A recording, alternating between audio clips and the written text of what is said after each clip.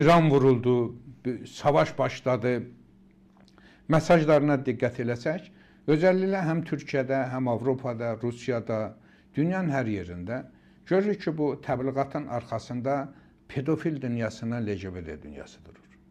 Məsələn, Azərbaycanda Qəndil gücü, terror gücü ki, onlara bağlıdır, onların silahlı qüvvətlərindən biri sayılır. LGBT dünyası, Soros dünyası, Suaydin dünyası, hansı ki, o mərkəzlərdən indiyə kimi qrant alan güclər, təbii ki, bugün belə bir savaşın təbliğatçısı kimi meydandadırlar. Biz onu hər adımda hiss edirik. Təbii ki, biz onları tənqid edirik və o kuklaları haqqında fikirlər yürüdür, amma onların nədən bu addım atdıqlarını biz həm də mənzərəsini yaratmalıyıq ki, niyə onlar bu addım atır və bu addım atanlar kimdir? Və açıq-açığına deməliyik ki, Azərbaycanda olan Fethullah Gülen çətəsidir, FETÖ Azərbaycanda olan o işin içindədir. Usaydinlə qrant alanlar o işin içərisindədir. Soros'un Azərbaycanda örgütləri bu işin içərisindədir. Bir də pedofil dünyası o işin içərisindədir ki, biz daha çox pedofil dünyasını Azərbaycanın xarici siyasətinin içərisində olan adamların arasında axtarmalıyıq. Məsələn üçün, pedofil dünyasının içərisində olanlardan biri Rıza Kürus Pəhləvi. Hər kəs də bilir ki, o da pedofil dünyasının içərisindədir. Və eyni zamanda diqqət edirsiniz ki, Kürus Pəhləvi Azərbaycanın əleyhinə olmasına baxmayaraq, Azərbaycanda Kürüsün tərəfdarları var və hətta dostları var. Hər kəs bilir ki, Kürus, dədəsi, nəsli, yüz minlərlə türkün Azərbaycanlıların başını kəsib və Azərbaycan hakimiyyətinə son qoyan, Azərbaycanlıları məhv edib dilini, mənəvi dünyasını məhv edən bir faşizmin nümayəndəsidirsə və o pedofil dünyasının nümayəndəsidirsə, Azərbaycan %100 ona qarşı çıxmalı idi. Amma Azərbaycanın təbliğatçıları çıxdı. Niyə? Çünki orada LGBT dünyası da iştirak edirdi, daha çox pedofil dünyası iştirak edirdi.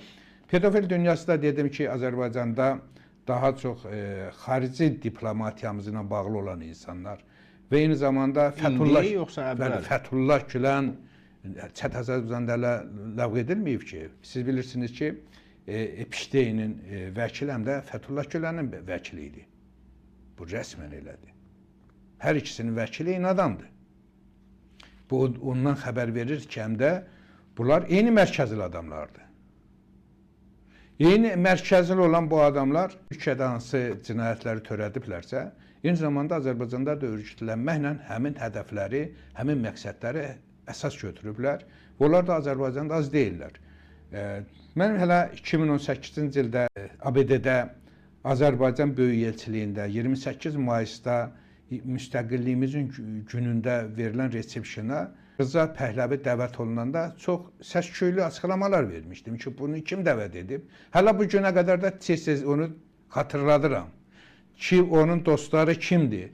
Və açıq-açığına o zaman Azərbaycan səfirinə dəvət olunmasında bilirsiniz ki, Azərbaycanın Amerikada lobbiçilik fəaliyyətindən əlaqəli olan güclər iştirak edirdi. Lobbiçilik gücü də bilirsiniz ki, Amerikada daha çox FETÖ-çülərin əlində idi. FETÖ ilə bağlı olan lobbiçilik fəaliyyəti var idi ki, orada yuxarı milyardlarla dollarları onlar xərcləyirdilər. Onların arxasında da bilirsiniz, Azərbaycanda böyük biznes strukturlu olan Ceyhun Mollazadə bu işin içərisindədir, pedofil dünyasından işbirliyində. Və Azərbaycanın o zamanki dövrdə səfiri olan Elin Süleymanov da bu işin içərisində idi ki, Şahın oğlunu onlar dəvət edirdi. Azərbaycan neft sektorunda maliyyə gücünün də darmadağın edilməsində Fethullah Gülenin Sokar'da olan təmsilçi imamı Məmmədov vitse-prezident olub. O bu işin içərisində olan maliyyə çamadanları onun əlində olan adam idi. Və Azərbaycan xarici diplomatiyasında bu güclər çox aktiv idilər. Hətta Məhəmməd Yarovun adının da Epşteyn sənədlərinin içərisində çıxması da təsadüf deyil idi. Güya bu güclər Azərbaycanın Amerikada lobbiçiliyini həyata keçirirlər. Azərbaycana konqresmenlər, senatorlar dəvət edirlər. Kim üzərindən? Epşteyn üzərindən. Belə bir təhlükəli Azərbaycan siyasətində özellikle Amerika və İngiltərə, Avropa siyasətinin təhlükəli bir güc hələ də aktivdir. Bu güclərlə bağlı mən hesab edirəm ki, ciddi ölçü götürülməlidir. İlk olaraq Azərbaycanda LGBT-çiliklə bağlı qanun layihəsi məclisə gəlməlidir.